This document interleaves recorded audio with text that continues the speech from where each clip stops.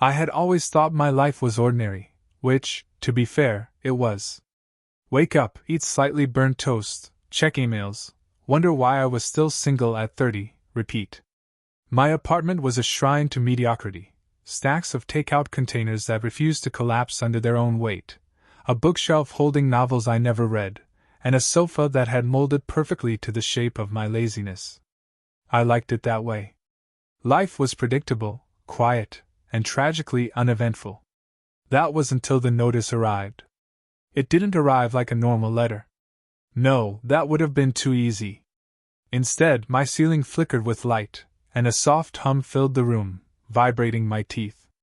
On the kitchen counter, a glowing tablet floated, displaying in bold letters, "Galactic Immigration Notice. You have been designated as the chosen mate for the last surviving female Xylarian."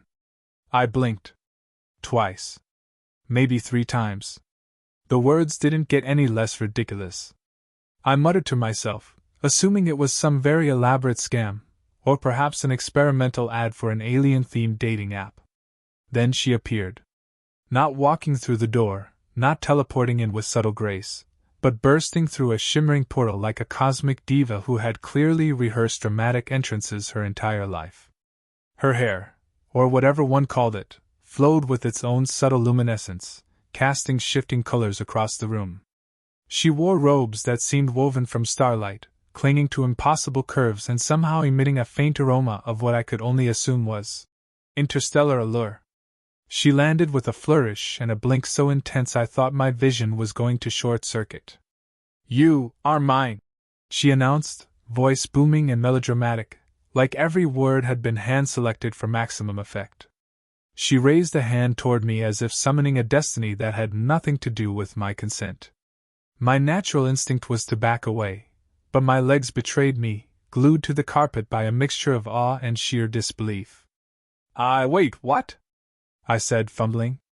I realized halfway through that words weren't enough to explain my lack of interest, especially when she was radiating pheromones that made my brain short-circuit in ways that were vaguely alarming and vaguely exciting.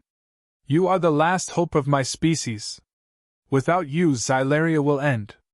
You will father my children." Her eyes glowed briefly. Not threateningly.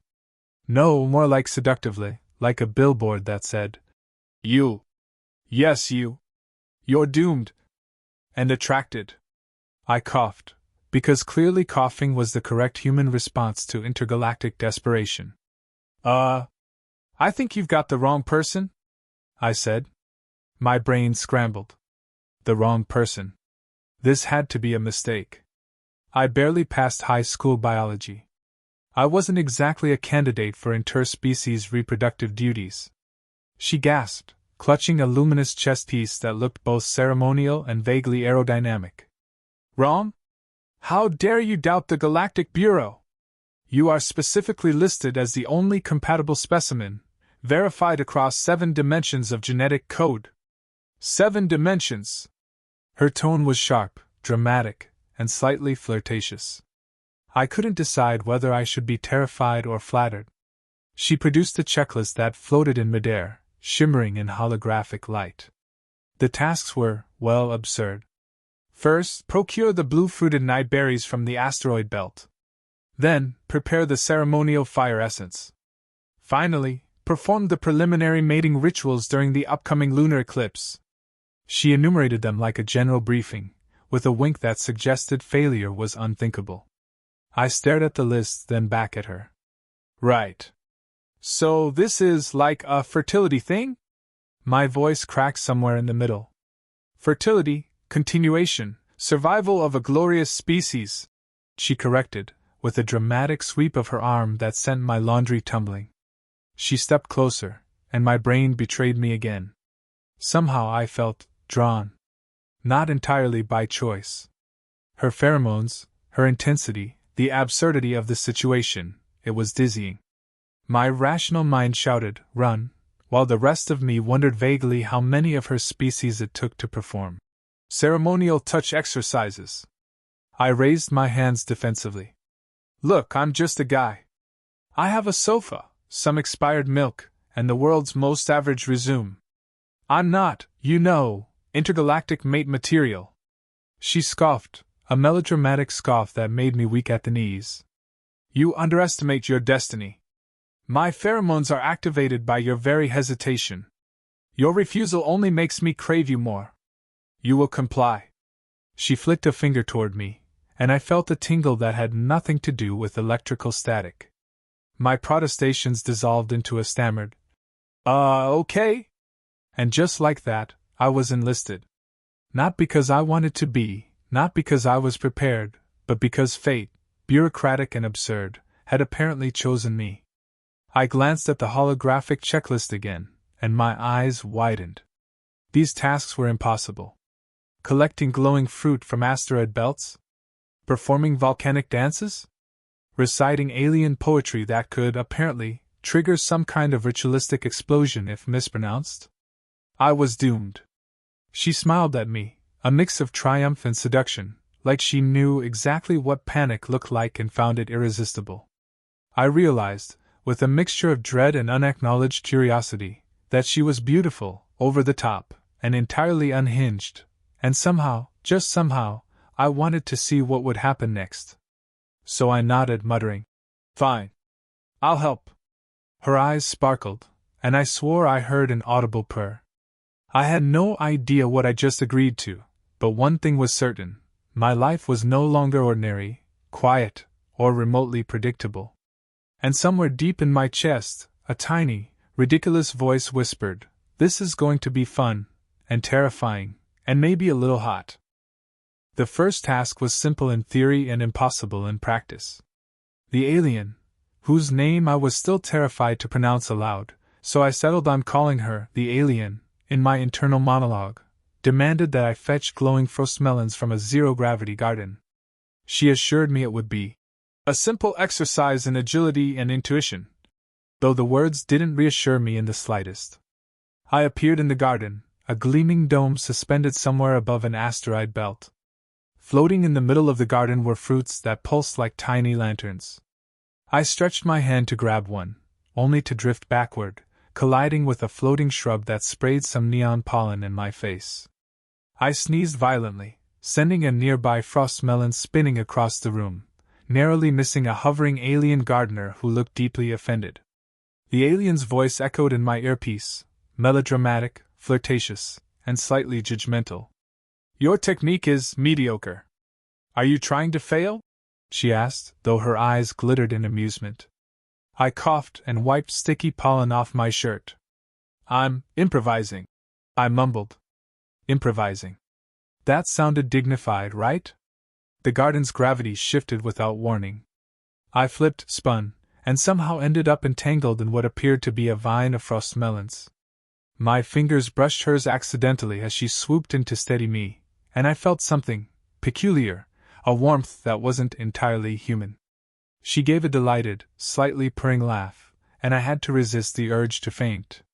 "You're learning quickly," she said, her voice dripping with both amusement and something far more dangerous to my concentration. After several minutes, or what felt like several hours, of floating, slipping, and occasionally smacking into sparkling alien flora, I managed to grab a single frostmelon. The alien's smile widened. "Ah, excellent! You've demonstrated courage, determination, and potential." She leaned closer, voice soft, seductive, but somehow tinged with urgency. "You are the only one who can continue my lineage." I mumbled something incoherent, mostly to hide the fact that my face was probably bright red. She ignored my protests, already moving on to the next task, the ceremonial fire essence. Apparently, it was a fluid harvested from rare volcanic flames that could only be collected during full lunar alignment. And yes, she expected me to climb a volcano to obtain it. I stared at her blankly. I don't even climb hills without losing my lunch," I said. Her gaze softened, though still intense. "Fear not. You are stronger than you believe, and your hesitation only heightens the ritual's potency." She demonstrated by producing a tiny spark from her fingertip, which hovered in the air and shot into a floating crystal. My brain short-circuited. Stronger than I believed? Hesitation heightens potency? I had no idea if she was flirting or threatening me. Probably both. We arrived at the volcanic chamber, a holographic dome that simulated heat, lava, and dramatic smoke effects. She insisted I dance atop a platform while reciting ancient poetry she projected from a floating scroll. The poem, she explained, was in her native tongue and would supposedly align my reproductive essence with hers. I tried. I really tried. But my foot slipped immediately, sending me spinning into a holographic geyser. I flailed like a fish, reciting poetry in broken Xylarian, words that sounded more like sneezes and hiccups than anything sacred. She laughed, the sound melodic and slightly seductive, floating around my ears like a dangerous perfume. A most unique interpretation, she purred. By the third attempt, I had sweat dripping down my face, my arms covered in holographic ash, and my dignity lost somewhere behind a holographic boulder. She floated beside me, hand brushing mine by accident, or perhaps not by accident, and whispered, "You're trying. That's what matters, and I find your fumbling quite endearing." My stomach turned in ways that had nothing to do with fear. Somehow, in the middle of falling into lava holograms, I realized I was inexplicably aroused. Between the tasks, she lectured me on Xylarian courtship rituals, which apparently require not only stamina but also absolute willingness to endure ridiculous trials while maintaining composure. She insisted I learn to balance alien pheromones with human physiology, and every time I made a mistake, her dramatic sighs sent tiny electric shocks through my chest. Again, not dangerous, just stimulating. We took a brief pause, which she used to hover impossibly close to me, speaking softly, almost tenderly. "Most humans would have fled by now. But you endure, and your awkwardness is oddly charming." I sputtered. Endearing? Charming? How could someone so dramatic make me feel like a hero for failing repeatedly at every absurd task she invented? Then came the last disaster of the day. I had to float across the garden on anti-gravity stepping stones while balancing the fire essence in a crystal vial. One misstep and, well, I had no idea what would happen. I slipped. The vial went flying. The liquid evaporated in a spectacular plume of rainbow smoke. I landed face first in a holographic pond, sputtering. She hovered above me, giggling, eyes glowing with something between adoration and mischief. "Perfectly imperfect," she declared, brushing a glowing strand of hair from my face.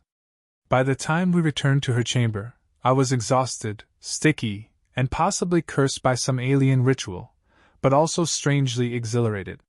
She floated close, letting her pheromones mingle with the air around me. "The tasks are only beginning," she said, voice soft, sultry, and terrifyingly persuasive. "But I sense, you may yet be capable of greatness, and more." She leaned close enough for me to feel her warmth, and my knees betrayed me again. I realized then, amid sweat, pollen, and ridiculous alien rituals, that I was in way over my head. And yet, I couldn't deny it. The absurdity, the chaos, the pheromones, the flirtation, it was intoxicating. I was failing spectacularly at everything, yet somehow, I had never felt more alive. Or terrified. Or turned on. I sank onto a floating bench, chest heaving. The alien floated down beside me, lightly touching my shoulder. "Rest, chosen mate," she said, her tone playful but commanding. "Tomorrow, the next trials will test not only your courage but your intimacy with destiny." I groaned. I was certain my dignity had been permanently lost somewhere between frost melons, lava holograms, and accidental seduction. And yet, I found myself thinking, with a shiver I didn't entirely understand, maybe I'm going to like this chaos. The next morning, I woke up to a bright, glowing alarm that hovered 3 inches from my face, projecting a holographic reminder. "Your destiny awaits, chosen mate." I groaned, rolling out of bed, already aching from yesterday's disasters.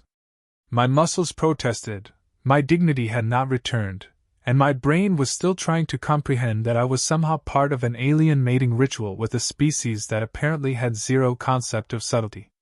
The alien floated into my apartment, radiant as ever, with her hair, or whatever that luminous cascade was, rippling around her like a small galaxy. She carried a tray of breakfast items that looked biologically impossible, translucent fruits that shimmered like prisms and liquids that seemed to hum in tune with my heartbeat. "You need strength for today's trial," she said, voice seductive, slightly amused, as if she already knew my performance would be questionable. I stared at the tray. "I don't even know how to eat half of this without triggering some intergalactic allergic reaction." Her eyes sparkled with something that should have been illegal. "Then you will learn." She leaned closer to instruct me on the precise way to ingest each ingredient, her hands brushing mine unintentionally, or intentionally, I wasn't sure anymore. Every accidental touch sent sparks through me that had nothing to do with electricity. I shifted my weight awkwardly, trying to avoid too much contact while still appearing obedient. I was failing at human composure, yet somehow succeeding at being alluring. I didn't want to admit it. The first task of the day was insane. I had to concoct a love elixir, from ingredients that defied logic: moon nectar, crystallized laughter of a space goat, and the tears of a weeping asteroid, harvested, apparently, by hugging it until it cried. She explained the process in a serious tone, as though I were about to save the galaxy rather than make something that looked like neon sludge in a beaker. I dropped half the ingredients immediately, which exploded in a cloud of glittering smoke that made me cough and sneeze. She floated over, hand on my shoulder, whispering, "Your clumsiness is oddly charming. Do not lose focus."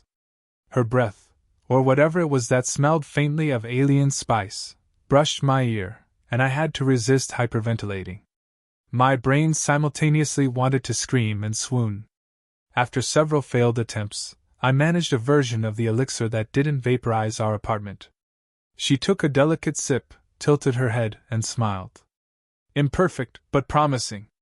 She leaned close enough for me to feel her warmth against my chest. Her eyes held mine, hypnotic, pleading yet playful. The kind of look that said, "I could destroy your life, and you'd thank me for it." I shivered, partly from exhaustion and partly from something I had no right to admit to myself. The next trial was a physical one. I had to perform a ceremonial zero-gravity dance while reciting ancient Xylarian poetry, this time on a moving platform hovering above what looked like a holographic lava river. She demonstrated with effortless grace, each gesture precise and mesmerizing, her body moving like liquid light. I attempted to follow, immediately spinning out of control, arms flailing, and accidentally knocking over a holographic fire sculpture that erupted in sparks and smoke. She gasped, and I froze, expecting fury. Instead, she floated down and gently steadied me, her hand lingering just a fraction too long on my arm. "You are chaotic, human, and utterly intoxicating," she murmured, voice low and warm. My brain short-circuited. I stumbled through the next few lines of poetry, flubbing words and mispronouncing syllables, which somehow caused a minor holographic explosion. She laughed, a rich, melodious sound that made my knees weak, and leaned closer, pressing a hand to my chest to steady me. My heart wasn't the only thing thudding violently. Between trials, she lectured me on Xylarian mating customs with a level of intensity that bordered on flirtatious obsession. Every demonstration required physical closeness, accidental touches, or moments that left me both embarrassed and oddly thrilled. I tried to maintain professional focus, but her dramatic gestures, pheromone aura, and near-constant proximity made it increasingly impossible. Each task became less about success and more about enduring her overwhelming presence without swooning entirely. By mid-afternoon, I was covered in glittering alien dust, sweat, and various unidentified sticky substances. We had nearly destroyed my apartment twice, one time almost blowing up the floating holographic fireplace with an errant love elixir. I collapsed onto a chair, chest heaving, and she hovered in front of me, radiant and dramatic as ever. "Rest, chosen mate," she said, voice soft, almost tender. "Tomorrow's trials will challenge not only your endurance but your intimacy with destiny." Intimacy with destiny? I couldn't tell if that was a metaphor, a threat, or some kind of euphemism for more physical trial. My brain refused to analyze, and instead I focused on her eyes, glowing softly, studying me like she already knew the secret parts of my soul. I had no idea what I was doing, and yet some twisted part of me wanted to try harder. Eventually, she drifted closer, almost conspiratorial, her lips near my ear. "You are unlike any human I've encountered. Clumsy, hesitant, terrified, and yet I find myself drawn to you. Perhaps this is fate." I could barely breathe, flustered, exhilarated, and slightly aroused all at once. I wanted to protest, but words failed. The final trial of the day was entirely ridiculous. I had to float across the garden on anti-gravity stepping stones while balancing the remaining elixir in a crystal vial. Each step wobbled dangerously, the platform shifting unpredictably. Halfway across, I slipped, sending the vial spinning into the air. It exploded into a rainbow plume of glitter and pheromone mist. I landed hard in the holographic pond, sputtering, soaked, and humiliated. She floated down, hovering above me, laughing melodiously. "Perfectly imperfect, as always," she purred. She reached out, brushing water-soaked hair from my face, and I almost melted on the spot. By the time we ended, I was exhausted, sticky, and emotionally compromised. She hovered beside me, glowing softly, watching me pant, and somehow, I realized that I cared. About her, about the absurdity, about failing spectacularly while somehow surviving her impossible tasks. I had no idea how this had happened, but as she leaned slightly closer, eyes glimmering with flirtation and approval, I understood one undeniable truth: amid chaos, disaster, and hilarity, romance had begun. And the next trials promised only more chaos, and far closer contact. The final ritual was unlike anything I could have imagined. The alien had somehow upgraded the ceremonial chamber to a holographic wonderland, zero-gravity platforms suspended above glowing rivers of light, floating moons orbiting overhead, and alien flora that pulsed with soft, romantic glows. She floated beside me, radiance bouncing off every shimmering strand of hair, or whatever it was, her eyes blazing with excitement and something dangerously seductive. "This is it, chosen mate," she said, voice soft but commanding. "The ultimate trial. The culmination of all your efforts." I groaned, already exhausted from the previous days. My muscles ached, my dignity was scattered across 3 different dimensions, and my brain alternated between panic and arousal every time she came near. She floated closer, brushing her fingers against my arm as if by accident, and my entire body betrayed me. I realized, with sinking amusement, that I had no chance at performing this trial without simultaneously thinking about her, and the thought alone was already a hazard. The task was simple, in theory: recite the ultimate Xylarian poem while performing a synchronized zero-gravity dance, hitting all the right poses, gestures, and orbital jumps. Failure, she explained, could trigger anything from a minor explosion of celebratory holograms to a catastrophic misalignment of planetary energies. Somehow, she made it sound both dangerous and ridiculously sexy. I started, immediately tripping over the first few moves. My arms flailed, legs kicked out in directions they weren't supposed to, and the holographic moons reacted by wobbling perilously. She floated beside me, correcting my posture, guiding my hands, whispering encouragements that had me nearly melting on the spot. "Focus, and feel the alignment, human," she murmured, voice low and warm. I tried, but the only alignment I could feel was between her body and mine, and it was throwing me entirely off balance. Halfway through, disaster struck. My foot hit the wrong floating platform, sending me spinning like a comet into a holographic geyser. Sparks flew, virtual lava erupted, and I flailed like a drowning starfish. She gasped in alarm, but only for a moment, before floating down to steady me. Her hands brushed mine again, and this time the touch lingered. My brain short-circuited completely. "You are chaotic," she whispered, and I couldn't decide whether to apologize or kiss her on the spot. By sheer luck, or maybe cosmic irony, I somehow completed the final lines of the poem, stepping into exactly the right positions at the right time. The holographic moons aligned, the rivers glowed brighter, and a soft, harmonious sound filled the chamber. She clapped, floating naturally, with elegance that defied gravity, and smiled at me with an expression so triumphant and seductive I nearly swooned. "You have succeeded," she said, voice low and intimate. "Not only in ritual, but in endurance, courage, and heart." She hovered close, pheromones mingling in the warm, glowing air. Her hands rested lightly on my shoulders, though I could feel every movement of her body, subtle shifts and gentle pressures that made my knees weak.